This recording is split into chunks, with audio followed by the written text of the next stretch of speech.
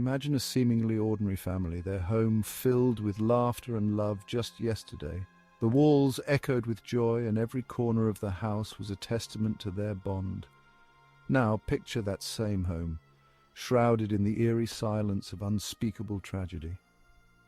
The laughter has been replaced by a haunting stillness, a void that speaks volumes. The parents, once vibrant and full of life, are gone.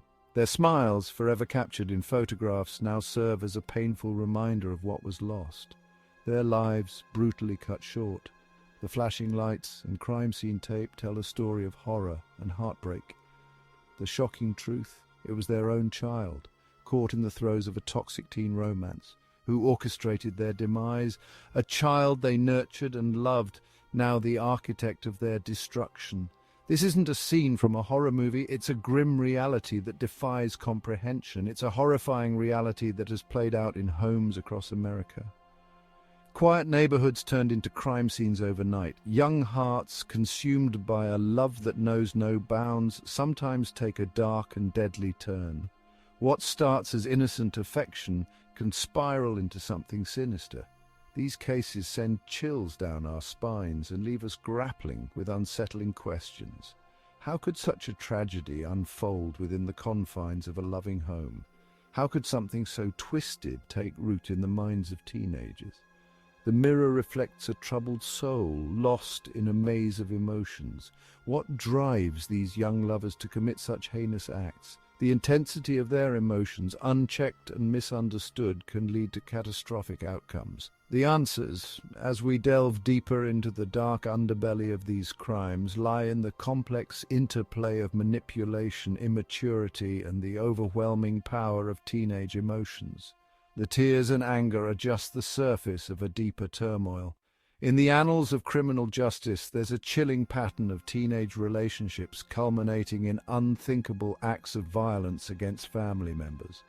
The courtroom becomes a stage for unraveling these dark tales. These aren't just isolated incidents, they form a disturbing pattern that demands our attention and understanding. They are stark reminders of the fragility of life and the devastating consequences of unchecked emotions. The vigils and memorials are poignant symbols of loss and grief. This essay will take you on a journey into the heart of these disturbing cases. Through the eyes of investigators and journalists, we will uncover the layers of these tragic stories. We'll examine the psychological dynamics at play, the manipulative tactics employed, and the tragic consequences that unfold when love becomes a deadly weapon. The whispers and plots reveal the dark side of teenage relationships. We aim to shed light on this disturbing phenomenon and perhaps offer a glimmer of hope for prevention and understanding. The dawn of a new day brings the promise of healing and change. Teenagers, by nature, are susceptible to emotional turbulence. Their sense of identity is still forming, their hormones are raging, and their desire for acceptance and belonging is often all-consuming. This potent mix makes them vulnerable to manipulation, especially within the intense, all-encompassing world of teenage romance. Manipulators, often charismatic and cunning, possess an uncanny ability to identify and exploit these vulnerabilities. They weave a web of deceit, using flattery, guilt trips, threats, and isolation to bend their partners to their will. They prey on insecurities, whispering doubts about family and friends, slowly poisoning the well of trust. The teenage brain, still developing in areas responsible for judgment and impulse control, is ill-equipped to recognize and resist these insidious tactics.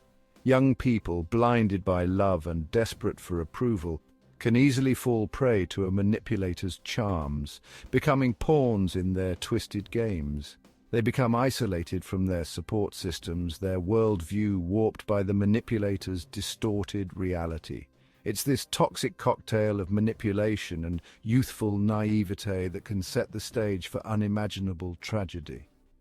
And when a manipulator whispers in a love-struck teenager's ear that their parents are the enemy, that they stand in the way of their happiness, the unthinkable can start to feel like the only solution. In the scorching summer heat of a Florida suburb, 18-year-old Cynthia Alvarez seemed like any other teenager. She enjoyed the simple pleasures of life, like hanging out with friends and soaking up the sun. She was popular, outgoing, and deeply in love with her boyfriend Jonathan Burns. They were the quintessential high school couple, always seen together, sharing laughs and dreams. But beneath the surface of this seemingly normal teenage romance lurked a sinister secret.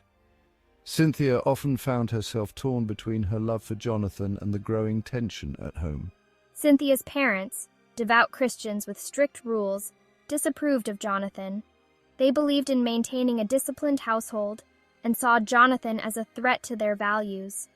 They saw him as a bad influence, someone who was leading their daughter astray. Their disapproval only fueled Cynthia's rebellious streak, making her more determined to be with Jonathan. What they didn't know was that Jonathan was already whispering poison in Cynthia's ear, convincing her that her parents were controlling and that their love was forbidden fruit. He painted her parents as the villains in their love story. He played on her desire for freedom and independence, slowly turning her against her own family.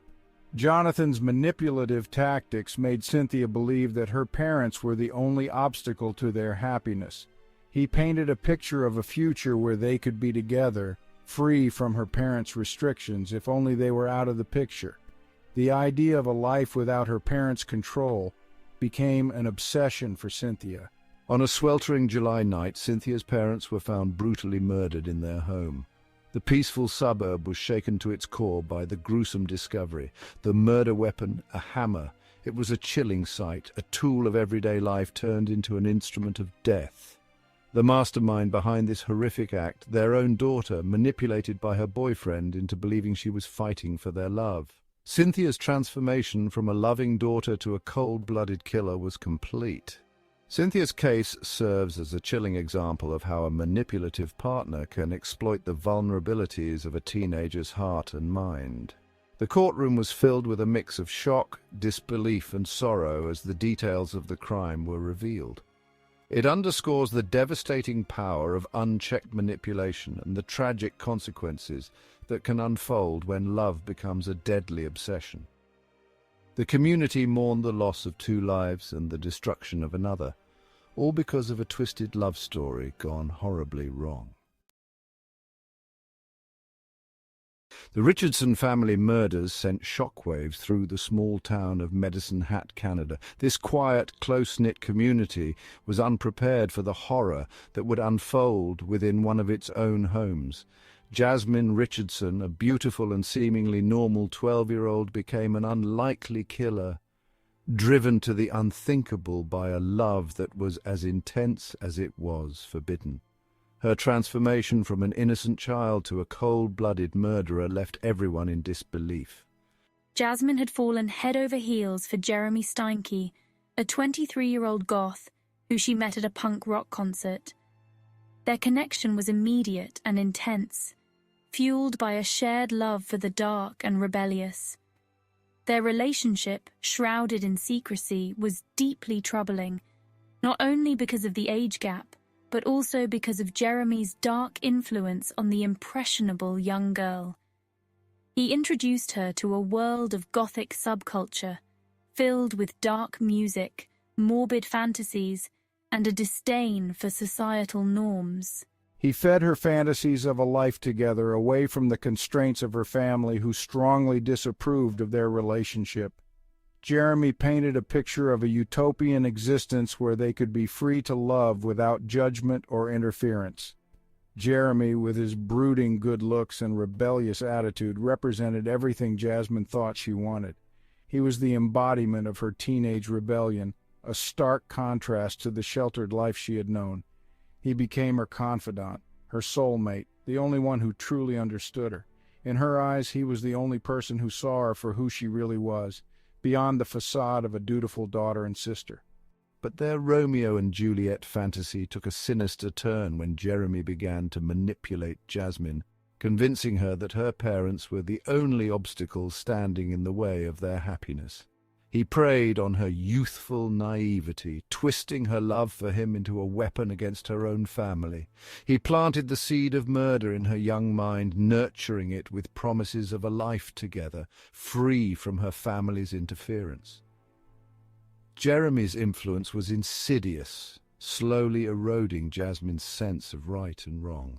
On a fateful night fueled by a toxic mix of teenage infatuation and Jeremy's manipulative influence, Jasmine, aided by her then 12-year-old boyfriend, stabbed her parents and younger brother to death. The brutality of their actions was shocking, a stark contrast to the innocence of their ages. The brutality of the crime shocked the nation, exposing the dark underbelly of teenage romance gone horribly wrong. The media frenzy that followed painted a grim picture of a love story turned deadly. The Richardson family murders serve as a stark reminder of the vulnerability of young minds and the devastating consequences that can occur when manipulation takes root in the fertile ground of teenage angst and rebellion. It is a tragic tale that underscores the importance of vigilance and communication in protecting our youth from such dark influences.